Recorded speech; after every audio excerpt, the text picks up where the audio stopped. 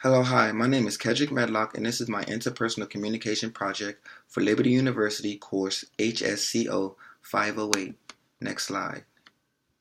This course has improved my understanding of how diverse communication can be, most importantly, how it affects my personal and work life. This presentation will explain why interpersonal communication plays a role in our daily lives when we interact with others.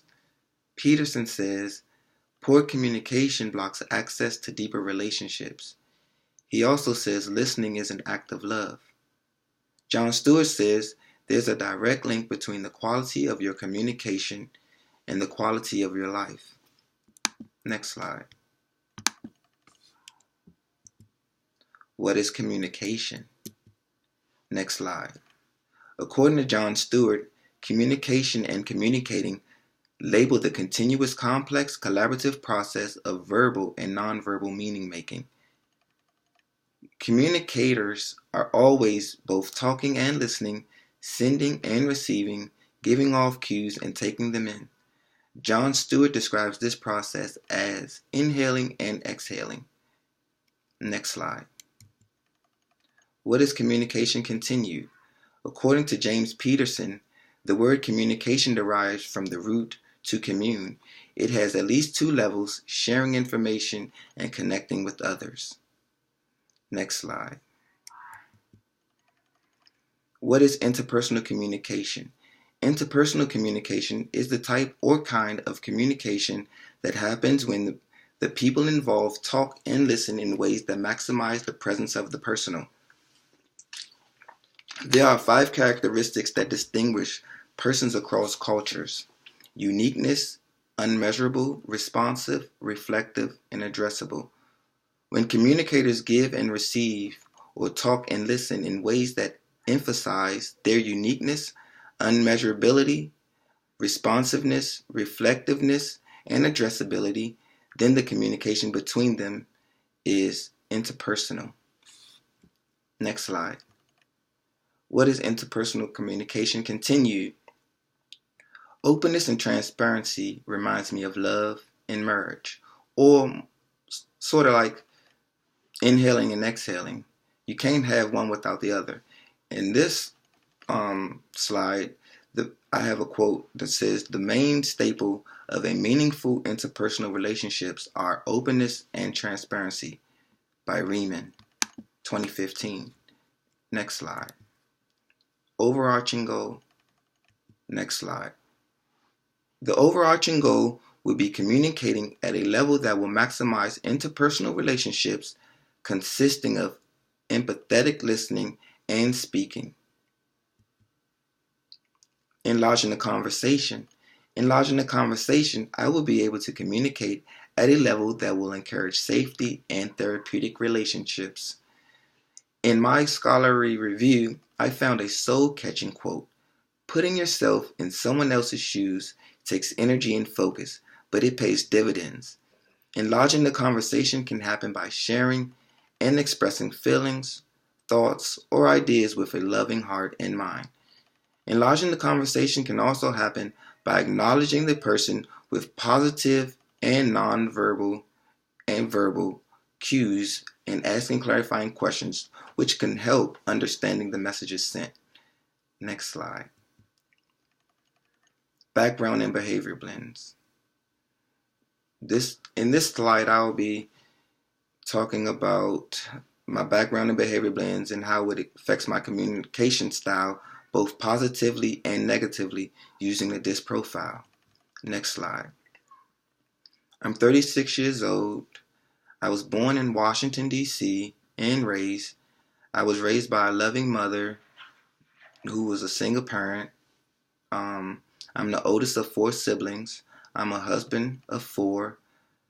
I'm a follower of the Christian faith. I'm currently employed at a middle school high-functioning autism educational aid, where we focus a lot of our attention on improving social-emotional skills. I have a bachelor's degree in public administration from Virginia State University, and I'm currently pursuing a master's degree at Liberty University in human service counseling with a specialization in executive leadership. Next slide. my background continued. My interpersonal communication skills test revealed by Queendom.com, I received a 50 out of 100, which reveals that I have room for improvement. It also means that I'm halfway there. It says that I'm in the middle between introversion and extroversion continuum, which means that I draw characteristics from both sides of the spectrum. According to Mel Carbonell, diversity describes our differences, but it does not explain why we're different. Personality types explain why we're different and why we think and feel and act as individuals. I took a Uniquely You profile assessment, which described how I act around others and how I act when I'm alone or in intimate settings. According to Carbonell, the DISC are described as follows. The D is active, task-oriented. The I is active, people-oriented. The S is passive, people-oriented. The C is passive, task-oriented. Next slide.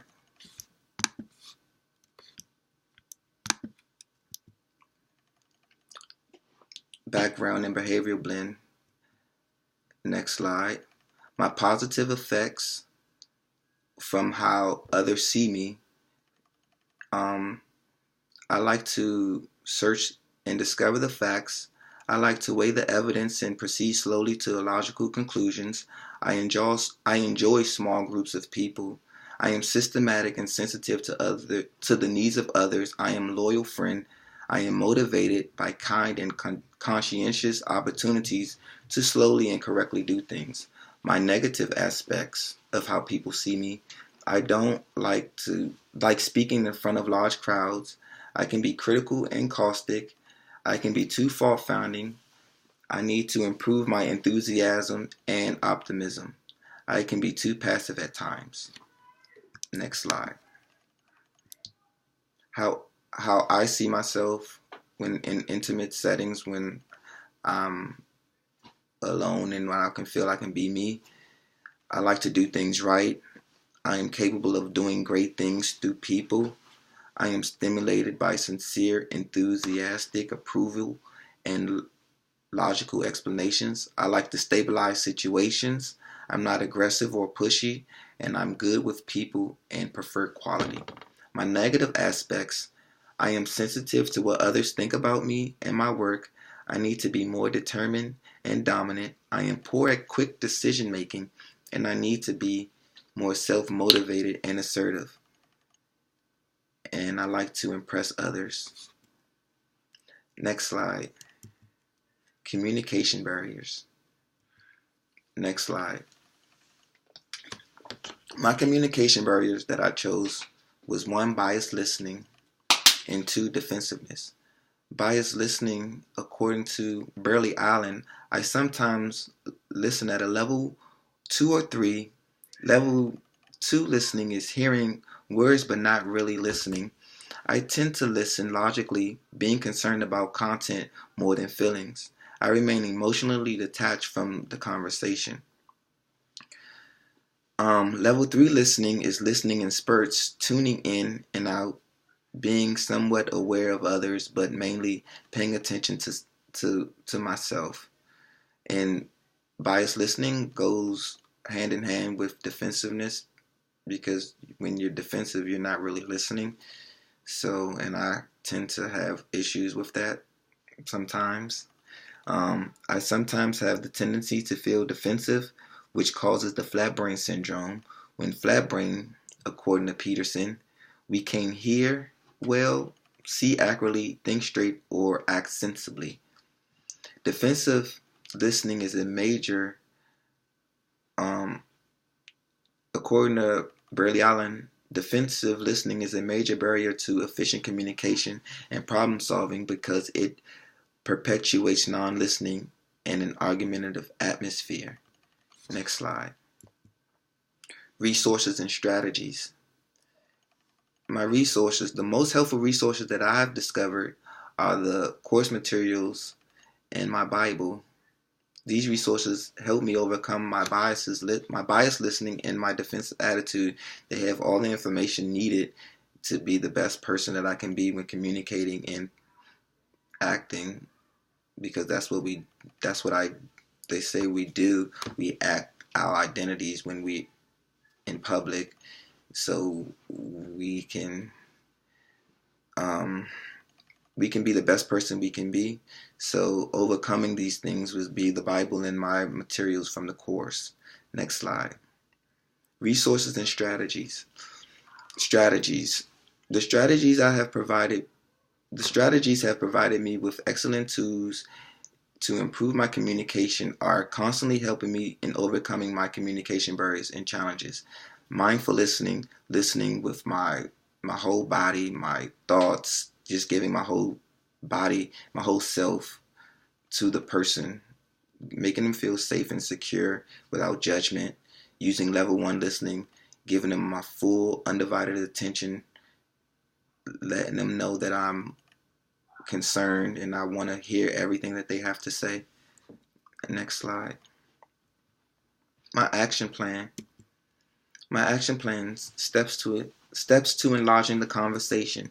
When communicating interpersonally, enlarging the conversation as it correlates to my overarching goal consists of building therapeutic relationships through dialogue that glorify God. In dialogue, meaning or understanding is collaboratively constructed.